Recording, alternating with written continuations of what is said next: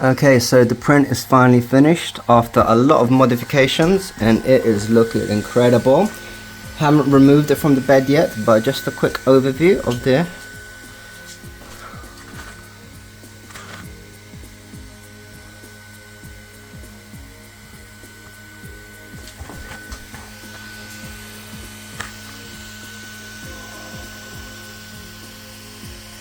looks incredible.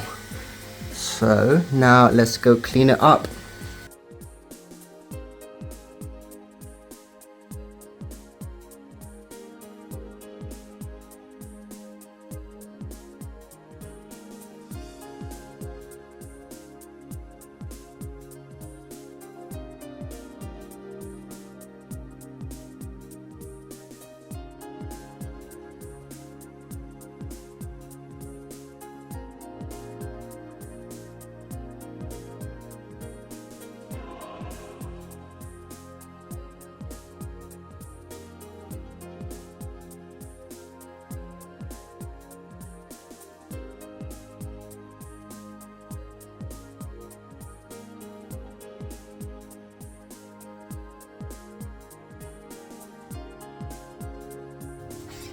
So now just drying it so I can cure it.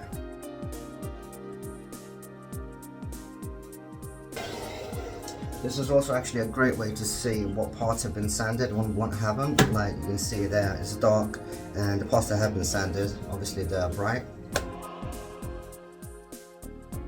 You know what, I'm gonna get a blow dry because this isn't outputting any heat, and some heat would help me with drying it. Okay, so my biggest area of concern is this. There's a little split here, which actually goes on to the inside as well.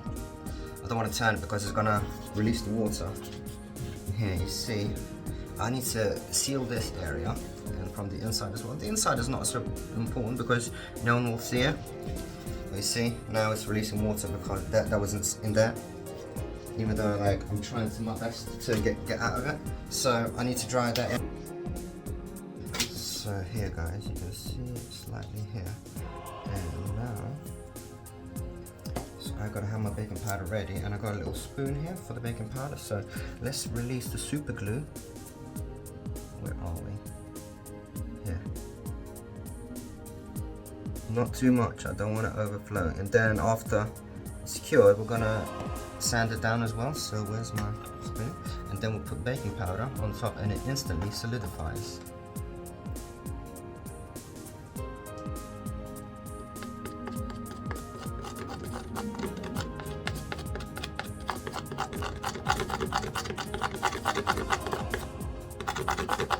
Just gonna get rid of the baking powder here. Where are we? So now I can sand it back down, or do I want to put a bit more? No, I think I shouldn't put more, because if you put the super glue, no, if you put the baking powder first and put super glue on top, it doesn't work as well. So this should do as well. So now let's sand it back down. Super glue.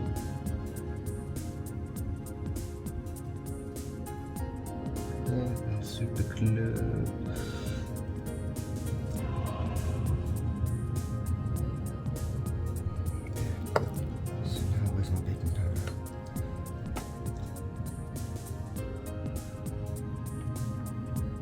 Oh, I don't want that super glue leaking too much.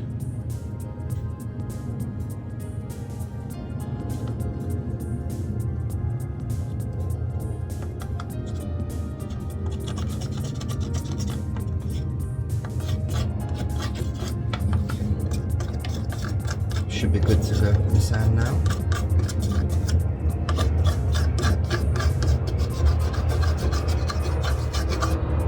So let's sand those areas down now.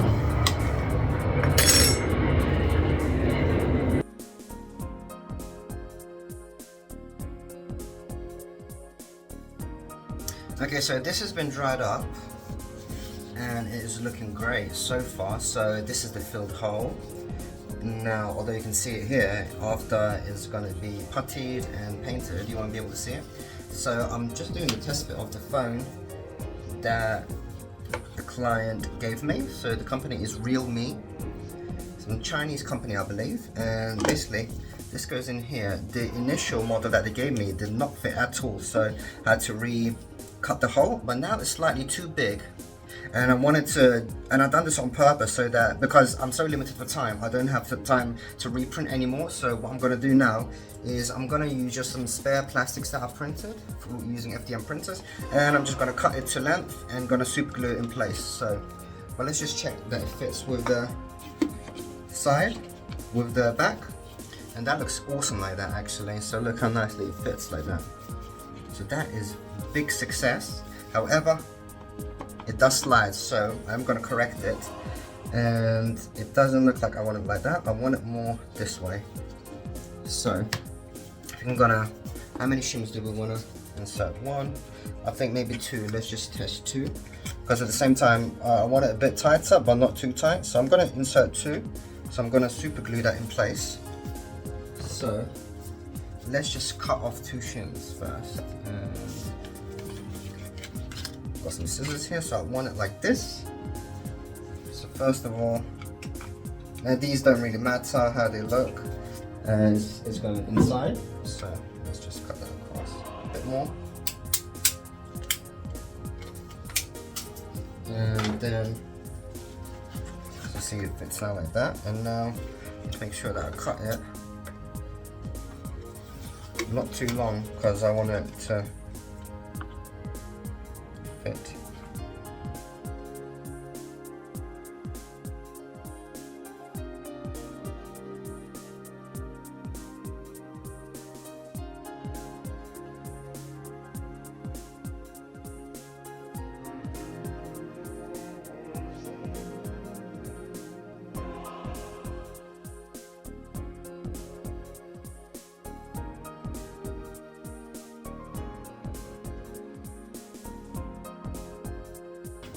Just dry it quickly.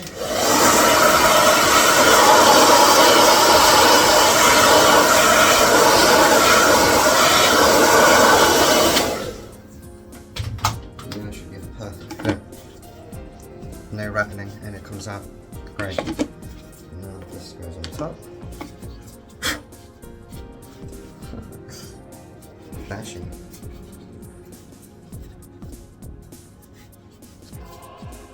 Now, this doesn't exactly stay in place, so like if people done that, phone would fall off. However, I don't think I have time to utilize it to improve upon that, sadly. So what I'm going to have to do is just continue with what I'm doing. Oh, that's going to have to be sanded shut, flat, because these shims are kind of sticking out now. Right, let's get my UV box that I made pushed on. As you can see here, on all sides. Let's get the front in for 5 minutes, and I'll go get the back cover, and then we'll repeat the process for the other side. Alright, let's do some fitting now. I ain't gonna do this side because I don't want to raise it. Or do I? Maybe I do. But let's start off with, make sure we got a good spray flow first. Yep, looks good. And I ain't gonna do this bit.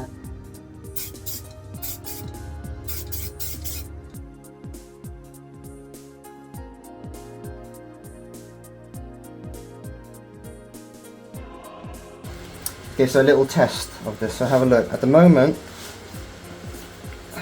I have just the putty, just one fill of the putty. So see the shims have been sanded down slightly. So we'll put the phone in and put the cover on top. It's a very nice fit. It doesn't stick on like securely. You have to hold it like that. And if you use 0.6, obviously you can see the barrel of the lens. One time zoom, same, you can see the barrel. 2, you can see the barrel. 3 is about usable. So here we go. So we can see this wonderful Julian character, a ballet teacher, and he's holding a very nice pussy cat, and that is Normie. Normie. So yeah, at 3. So at 3 zoom is very nice, and 6 even better. Have a look at that. So this is doing the function as intended very nicely. We can take a photo. Very nice. So yeah, that works. You can see that at the front it looks a bit odd because we haven't got a glass cover on it or anything, but I mean, this is what we're gonna do with the time we have. So this was print 1 with the files that I received, and obviously it fucked up, and the reason for that is the barrels, there's where the lens is, they weren't connected. So when I was removing the supports, this just came right off. This, however, this is my fault. I think I'm not having enough supports, and because this was sticking to the vat too much. This is print 2. This was my fault for screwing up because I ran out of resin, and my auto feed system was not doing its job as it was supposed to. And the third one is a success, so this is good. But yeah, let's continue. I'm gonna do a few more fillings. Like you can see here, it needs a bit more filling, but here's pretty good. So here's how it looks with around 4 or 5 layers of putty, and it's very good. I could do a little bit of sanding here, so what I'm gonna do is I'm gonna fill these holes up with masking tape so water doesn't get in, and I'm gonna do a quick wet sand, then dry it off, and then go for the spray paint.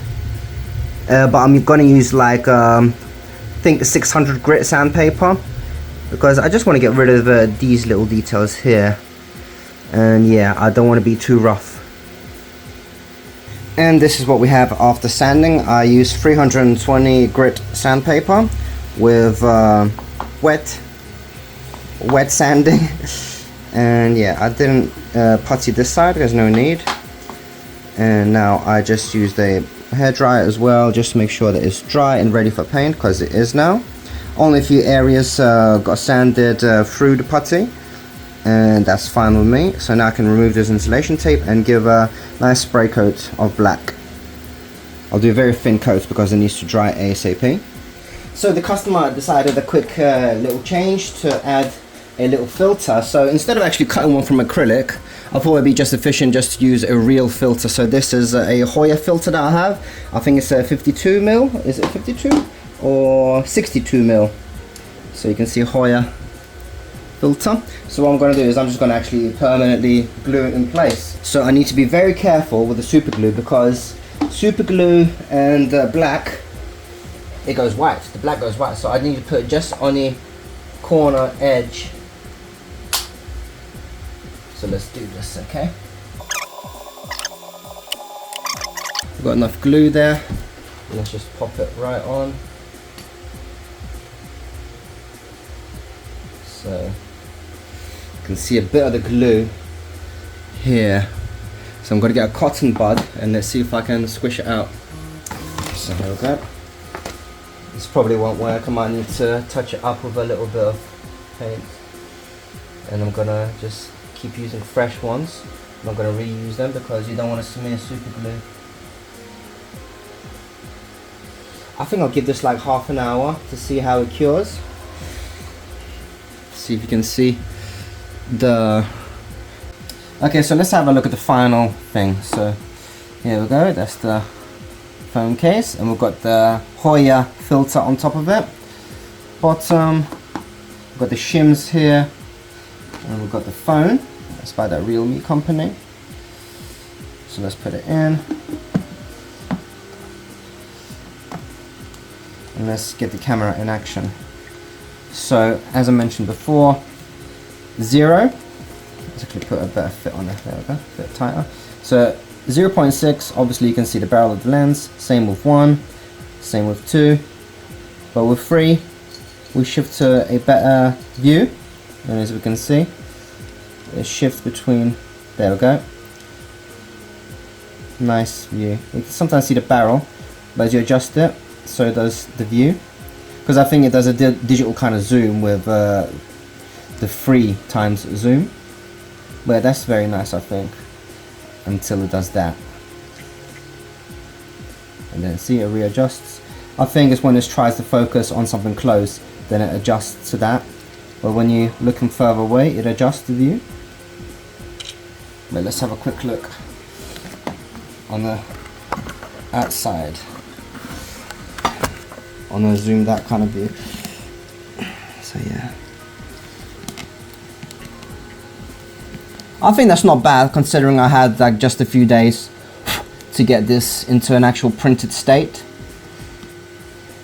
No more time for painting any details, but considering it's fitting nicely, I think that's a win. Nice, huh? 6 is no problem at all. 3, sometimes it zooms out if you go to a close-up, but when you go to zoom out, it does a great job. So yeah.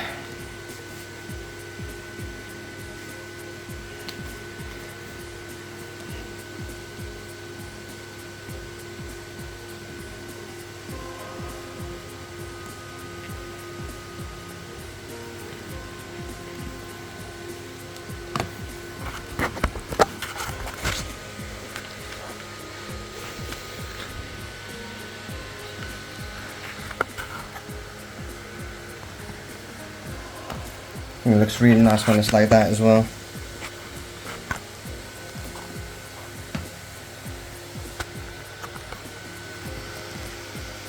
It almost looks like the Blackmagic camera actually.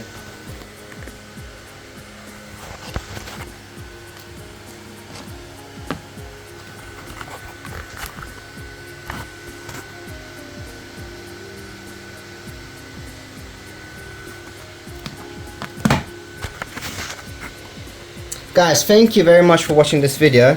Till next time, I'll see you guys later. Actually, let's do one more of the back. Like that. Alright, peace out guys.